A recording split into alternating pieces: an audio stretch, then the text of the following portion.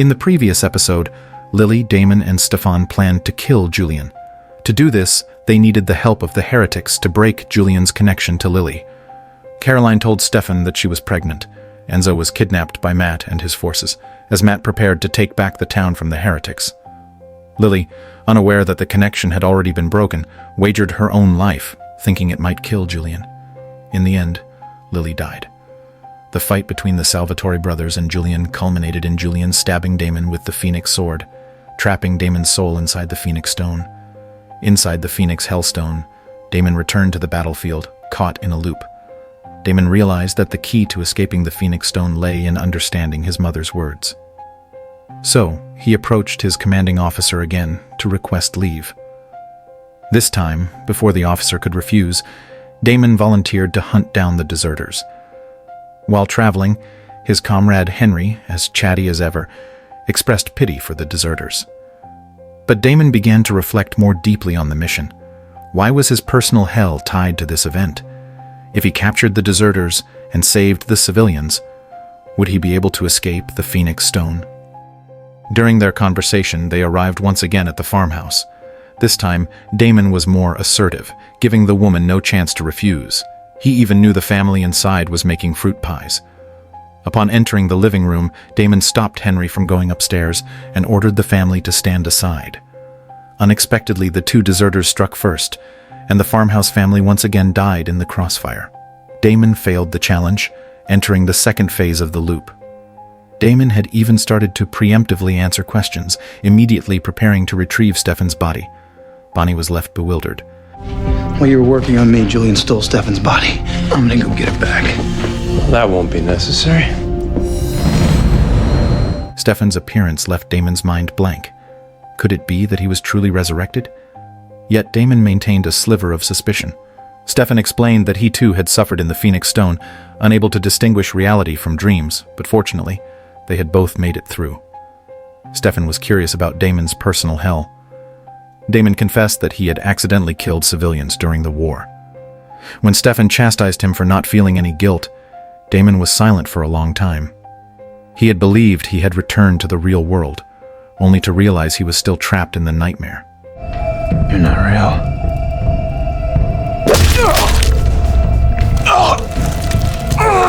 Sorry, brother. Gotta hit the reset button. In order to reset the loop and return to the start, Damon had no choice but to rip out his brother's heart. After all, it was just an illusion. While Damon's soul endured the endless loop in the Phoenix Stone, in the real world, Bonnie was tirelessly casting spells to summon Damon's soul. Stefan had already been resurrected, and knowing how terrifying the Phoenix Stone was, he urged Bonnie not to stop, as the longer a soul was trapped inside, the worse the consequences would be once it emerged. Stefan refused to speak of his experience in the Phoenix Stone, which piqued the curiosity of his companions. Why had he been resurrected so quickly, while Damon was struggling so much? Stefan explained that a personal hell is like a test. He had managed to escape by choosing to surrender to the pain. Knowing Damon, he'll do anything he can to avoid that kind of pain, which means we may never be able to get him out. Back inside the Phoenix Stone, Damon once again arrived at the farmhouse. This time, he had learned his lesson. He forced the family outside and left Henry to guard them. Damon then approached the cellar with his gun drawn, threatening the two deserters to throw down their weapons. At first, things went smoothly, but the deserters didn't play by the rules, and one of them killed Damon with a grenade. This time, I need you to gently slide the grenade out to me first. This time, Damon confiscated all of their weapons. Surely nothing could go wrong now, right? But the backyard caught fire, and Henry had been overpowered by the farmhouse family. When Damon woke up and saw Henry again, his eyes were filled with disdain. After receiving a letter from Stefan, Damon flew into a rage and tore it to pieces, leaving Henry dumbfounded. To make the mission easier, Damon even requested permission from his commander to leave no survivors. Damon fired 2 precise shots, killing the hidden deserters, but to his dismay, his foolish comrade Henry was once again taken hostage by the old lady. Damon was speechless. It's not the godlike enemies you should fear, but the pig-headed teammates. When Damon returned to the starting point once more, he finally snapped. Since everything was fake, why should he let anyone oppress him in his own dream? So he packed his luggage and headed straight home. Henry wanted to go with him. Say I'm a hero, Henry. I'm no hero. After blowing Henry to pieces, Damon whistled a tune as he hit the road home, only to find himself back at the farmhouse once again. This time, the person opening the door was his mother. What kind of game was this? Following his mother into the farmhouse, Damon learned from her that he himself had become a deserter. When Damon hid in the cellar, he discovered that his brother was also there, and above them came the sound of the soldiers knocking on the door. In order to protect them, their mother argued with the soldiers. Stefan gently urged Damon to face his pain head-on instead of running from it. Suddenly, the sound of their mother being shot echoed from upstairs, and blood began to seep through the cracks in the floor, dripping onto Damon's face. This reminded Damon of how his mother had chosen to hurt herself to protect him, and how he had lashed out at her with harsh words before she died. Damon is finally willing to face his own pain. The scene shifted once again. On the bloody battlefield, Lily was trapped under the heavy wheels of a cart. Though Damon complained that his mother had abandoned him and Stefan, he rushed to save her without hesitation, only to watch helplessly as she died. Mom, I'm so sorry. I'm so sorry. Give me a chance to make it right. At that moment, Bonnie successfully revived Damon. Stefan rushed over to comfort him, but Damon, thinking he was in another loop, believed he had to reset the scene. To return to the part where he could save his mother, the only way to reset was by killing everyone. Without hesitation, Damon went on a rampage, slaughtering his friends and family. This is the horror of the Phoenix Stone's hell. The more loops you endure, the harder it becomes to distinguish between reality and illusion. After nearly killing everyone, Damon realized he was still there. It was then he understood he had finally returned to the real world. He immediately bit into his wrist and used his blood to heal Matt and Bonnie. Caroline took the chance to knock Damon out. When Damon woke up again, he found himself chained. Stefan could understand his brother's violent outburst, having experienced the hell of the Phoenix Stone himself. If Damon's hell was a battlefield, then Stefan's was drowning. Since Damon had awakened, it meant he had passed the test. Ready for my bro hug? As someone who had been through it, Stefan warned his brother that escaping hell was just the beginning. The real struggle was yet to come. Just then, Tyler returned home for Caroline's baby shower. He was furious that the brothers had turned his house into a mess. It was only then that Damon realized he had been unconscious for months. Caroline's baby was about to be born, and the town had been overrun by vampires, becoming a paradise for them under Julian's control. Damon was disappointed in Stefan, accusing him of failing to protect the town, but Stefan had his reasons. He wasn't as fine as he appeared. It turned out that after Bonnie resurrected Stefan, he suffered from severe side effects. Damon's hallucinations had been haunting him, which had even ruined his date with Caroline. Damon could relate to his brother's torment. In his own hell, he had been driven mad by Stefan's apparition. Damon assured Stefan that he was completely lucid and had no side effects, which finally convinced Stefan to release him. Just then, Damon heard a voice calling his name. He looked up. Henry's ghostly image flickered for a moment, but a guilty Damon chose not to tell Stefan. Considering Damon's condition, Stefan decided not to bring him to Caroline's baby shower. Instead, the Salvatore brothers headed straight to a bar, which was Julian's territory. During Damon's coma, Stefan had made a truce with Julian. They had both been trapped in the Phoenix Hellstone, so they shared their experiences with each other. As someone who had already been through it, Julian kindly warned the brothers that the real test was only just beginning. Damon's hallucinations resurfaced, with Henry haunting him relentlessly. To avoid being locked up again, he didn't dare tell his brother the truth, so Damon lied, saying he just wanted to go out for some fresh air. Henry's ghost followed him wherever he went, driving Damon to the brink. In a fit of rage, Damon ripped out Henry's heart. The heart in his hand felt warm. Too real. A random passerby had their heart ripped out instead, and Stefan, who had followed him, witnessed the horrifying scene. His worst fear had come true. We should probably skip the check. On the other side, at Caroline's baby shower, Alaric, Matt, and Tyler were competing in a blindfolded diaper-changing challenge. That's terrifying. You're never babysitting. Neither are you. Alaric had already proven himself ready to be a good father. Alaric didn't want to trouble Caroline, so after the babies were born, he planned to raise the twins on his own. After all, Caroline had already done more than enough. Nora arrived uninvited, bringing a gift, and Bonnie welcomed her. Matt, however, couldn't forget what the heretics had done, and there was a bit of tension between them. Stefan was getting ready to take his brother home. To help Damon understand the test he was about to face, Stefan opened up about his own experience. When Stefan first escaped the Phoenix Stone, hallucinations were everywhere. Disturbed by them, Stefan began to distance himself from Caroline and lost interest in fighting Julian. I couldn't get rid of you. Couldn't stop seeing you. Couldn't stop hearing you. Nothing else mattered. Stefan had nearly been driven mad by the hallucinations, thinking that if he burned Damon's body, he would never be bothered by them again. Fortunately, Caroline stopped him just in time. At this point in the story, Stefan was attacked by Julian.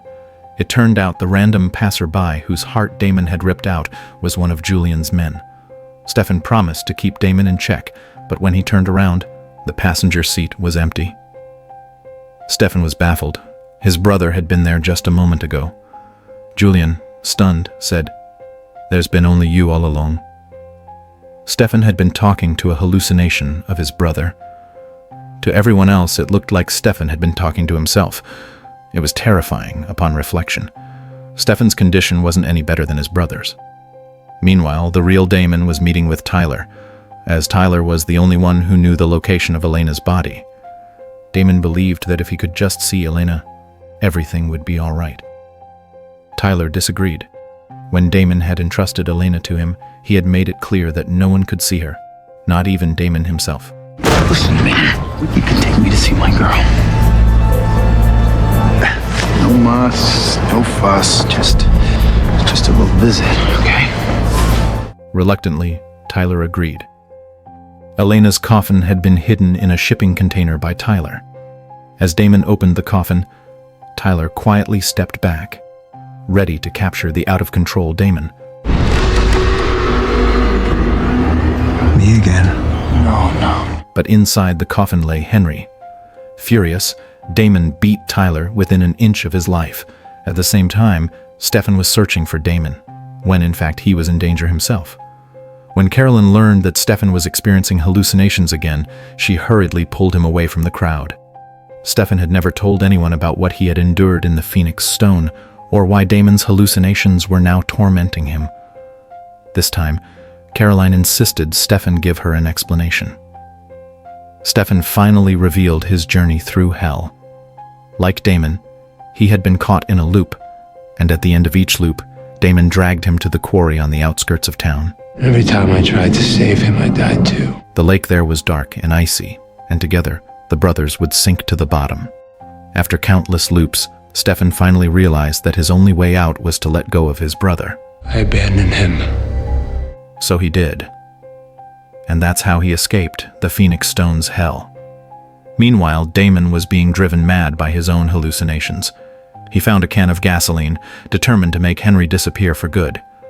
As Damon set the coffin on fire, Henry suddenly appeared behind him. Terrified, Damon hurriedly looked into the burning coffin, only to find Elena lying inside. The flames had grown too intense to extinguish, and Damon was forced to watch as the fire consumed the woman he loved. Elsewhere, Matt was arrested for drunk driving. Policewoman Penny felt sympathetic after learning that Matt was the only officer in Mystic Falls, but she was baffled as to why his bag was full of wooden stakes. Nora received a letter, and after reading it, she became extremely nervous. The letter contained nothing but a single cross symbol. Bonnie was confused, wondering why Nora was so alarmed. Nora explained the significance of the symbol. It was a warning from the huntress, and the phoenix sword was her weapon. Upon hearing this, Bonnie grew serious. Nora explained that the huntress was the most powerful vampire hunter in history. Any vampire marked by her was doomed to die. It was she who had destroyed Beau's vocal cords. If the huntress was truly this dangerous, Bonnie wasn't about to sit back and do nothing. To protect her friends, she was willing to help Nora investigate the origin of the letter. Caroline was nearing the end of her pregnancy, about to give birth. Alaric had purchased a large amount of baby supplies. Once the babies were born, he planned to leave the danger-ridden Mystic Falls and find a safer place to live. Caroline had already grown attached to the babies, but she couldn't stop Alaric from taking them away. When Stefan returned home, he found Damon sitting in silence. Stefan opened up about his experience in the Phoenix Stone. In my virtual hell, we were drowning together. And the only way for me to escape was to turn my back on you. Damon finally understands why Stefan's visions are of him. Ironically, in the Phoenix Hellstone, Damon had been fighting through the loops just to get back to his brother. But in Stefan's hell, the only way to win was to let go of his brother. Damon, devastated by the fact that he had burned Elena's body, wanted to confess to Stefan. But when the moment came, he couldn't bring himself to say the words. Whatever it is, you can tell me. Guys are drowning together. After setting Elena's body on fire, Damon completely broke down. He sucked the blood of an innocent passerby. But even so, he could not escape his own sense of guilt. He needed to punish himself more severely, so he stormed into Julian's gathering place and used a frisbee to decapitate a vampire, which completely enraged Julian. He threatened to make Damon pay the price, but Damon urged Julian to make his move. He had come there to die. Julian snapped a pool cue in half, ready to kill Damon, but instead of resisting, Damon just smiled even wider. Julian noticed something was off. He guessed that Damon hadn't moved past his trauma, but had instead made a regretful, irreversible mistake. Like Julian, who once drove his lover to suicide, Damon must have lost someone important. Helena or Eleanor or Elena. Elena. Julian threw away the club and embraced Damon in his arms. To Julian, they were kindred spirits. Why not enjoy life instead? He promised Damon a fitting death when the time came. Meanwhile, Stefan had no time to worry about Damon, because Caroline's condition had taken a turn for the worse. Her body was slowly drying out, showing signs of severe blood loss. The doctors couldn't find the cause, so Stefan had no choice but to seek help from Valerie. Valerie discovered that the twins inside Caroline were absorbing her blood, slowly siphoning her magic. This meant the twins both had the siphoning ability. Caroline's life was now in danger. Julian had organized a vampire fight club, where the winner got blood, and the loser had their heart crushed on the spot. The only true remedy for extreme mental anguish? Raw physical brutality. This was exactly what Damon had been craving. Valerie promised she would find a way to help Caroline give birth sooner. She also told Stefan that she had seen Damon provoking Julian earlier this morning, prompting Stefan to rush off to save him. On the fight stage, Damon was tearing through his opponents, using a reckless, self-destructive style that thrilled the crowd. Finally, Damon encountered a formidable opponent, a vampire as big as a hill. Just as Damon was about to be decapitated, someone threw a wooden stake his way. Damon used it to kill his opponent. In the crowd, a woman shot Damon a meaningful glance. It seemed she was the one who had helped him. Julian called off the fight, accusing Damon of cheating. He decided to take matters into his own hands and kill Damon himself.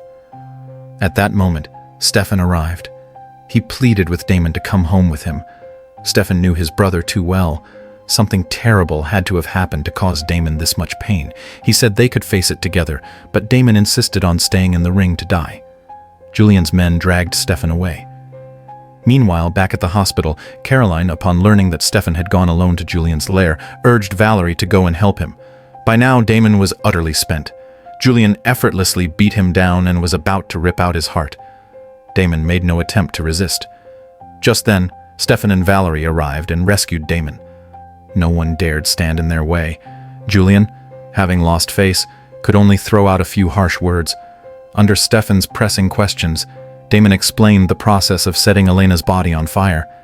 His heart died along with it. Stefan punched Damon several times on the spot. Despite the fact that he and Elena were over, she was still the girl he had once loved. Stefan didn't say another word and walked back to the car alone. Damon was using pain as a way to punish himself. Stefan also needed to release his anger, and he came to one conclusion. This was all Julian's fault. He hurt you. He killed our child. He destroyed Damon. He has my home. He has my town. I want him dead. Although Julian had many followers, they were nothing more than a disorganized rabble. Stefan and Valerie returned to the bar, openly seeking revenge, but Julian showed no fear. However, neither Stefan's taunts nor Valerie's telekinetic chokehold drew any attention from Julian's followers, because Stefan and Valerie had entered while invisible, and Julian had been cursed with invisibility as well. I don't really care.